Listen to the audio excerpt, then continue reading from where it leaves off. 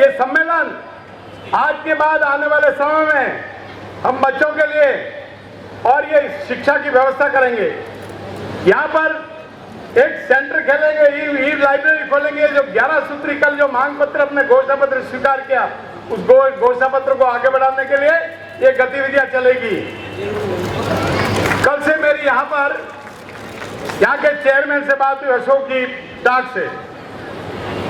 मैंने कहा आज हम घोषणा कर सकते हैं क्या कोई भूमि हमको उपलब्ध करा रहे यहाँ पर समाज के लिए। मैंने विधानसभा के अध्यक्ष सीबी जोशी से कल बात की कि भी क्या संभावना है क्या।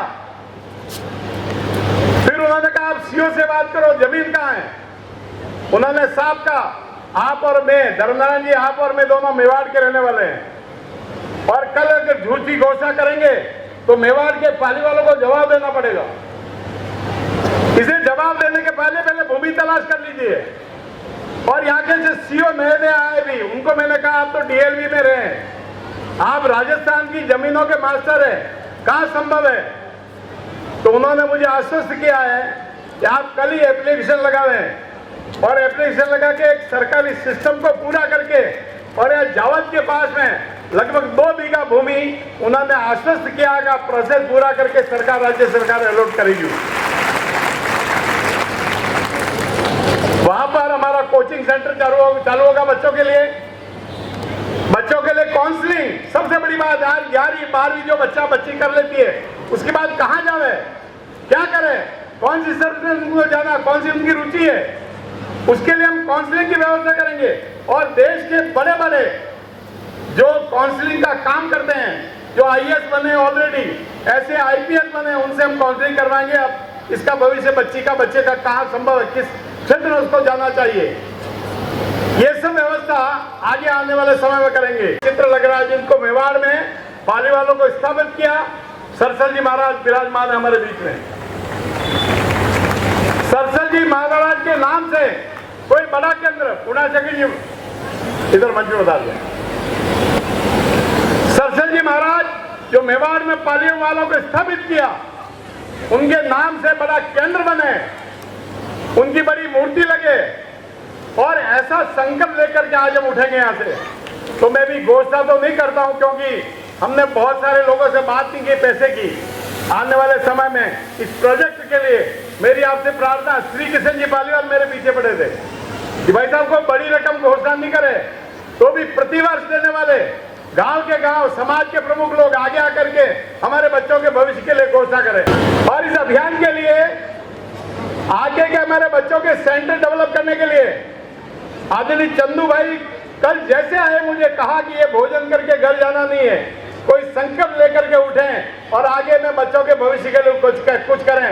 और आदरणीय जमदार जी के सुपुत्र चंदू भाई का मेरे से प्रारंभ करिए।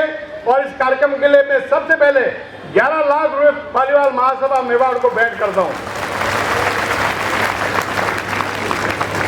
और भी जो दानदाता है, मेरी व्यक्तिगत किससे बात नहीं, आप चाहें तो लिखवा सकते हैं, मंच पर स्लिप दे सकते हैं।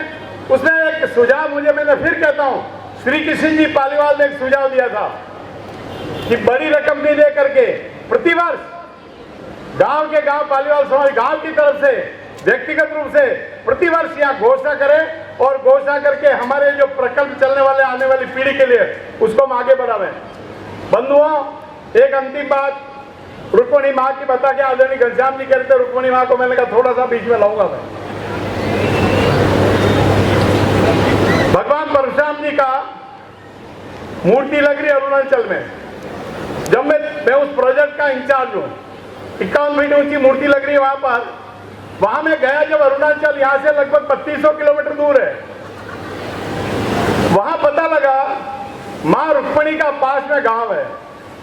अब अरुणाचल में भीष्मक नगर है। भीष्मक नगर बिल्कुल भगवान परशुराम कुंड के बिल्कुल पास में है। मैंने कहा भीष्मक कौन थे? राजा भीष्मक। राजा भीष्मक मां रुक्मिणी के पिताजी थे। भगवान कृष्ण को और जब पाती भेजी कि मैं आपको स्वीकार करके अपना पति स्वीकार कर लिया, मुझे यहां से ले जाओ। कहां द्वारका जी है, कहां अरुणाचल का भीष्मक नगर है। मां रुक्मिणी को हरण करके भगवान कृष्ण लाए थे। इतना 4000 किलोमीटर दूर कैसे लाए होंगे एक दिन में, परंतु वहां पर जो दृश्य है, आज भी मां रुक्मिणी की पूजा होती है वहां भीष्मक नगर, मां रुक्मिणी के पिताजी के नाम का नगर है बसा हुआ भीष्मक नगर। तो मैं निवेदन ये करना चाहता हूं कि वहां के जो लोग हैं वो मां रुक्मिणी की पूजा करते हैं आज भी, मां रुक्मिणी। और जब अभी सलेमाबाद गया था मैं, निम्बार्क संप्रदाय का सबसे बड़ा पीठ है, महाराज जी कथा कर रहे थे। महाराज जी ने बोला एक ब्राह्मण रुक्मिणी का पत्र लेकर के और भगवान कृष्ण के पास गया और कृष्ण जी को कहा रुक्मिणी ने आपको पति स्वीकार कर लिया, इसलिए मुझे यहाँ से ले जाओ आप, मेरे पिता दूसरी जगह शादी करना चाहते हैं। तो मैंने महाराज जी को नीचे कथा में नीचे से स्लिप भेजी तो रुक्मिणी की पाती ले जाने वाला पालीवाल ब्राह्मण था। और रुक्मिणी जी की पाती जब ले गया सगाई की तो महाराज जी ने मेरा नाम लेकर के कहा कि वो ब्राह्मण कोई और नहीं था, वो पालीवाल ब्राह्मण था। इसीलिए शायद मुझे लगता है हम पालीवाल, पाली से आए कोई कहता कहां से है, पत्र ले जाने वाला पालीवाल बन गया हो। बहुत आप सबका एक बार बहुत बहुत सम्मान, बड़ी संख्या में पधारे हैं। मैं पुनः आपके सबके चरणों में भोग लगता हूँ। The Maruti Nandan grand Nathdwara स्थित एकमात्र ultra luxurious 5 star hotel, Rajsamand जिले की एकमात्र 5 star hotel the Maruti Nandan grand में भोजन की स्वादिष्ट थाली अब सिर्फ 290 रुपए में। श्रीनाथ जी की नगरी नाथद्वारा में इस सुनहरे अवसर का आनंद अवश्य उठाएं।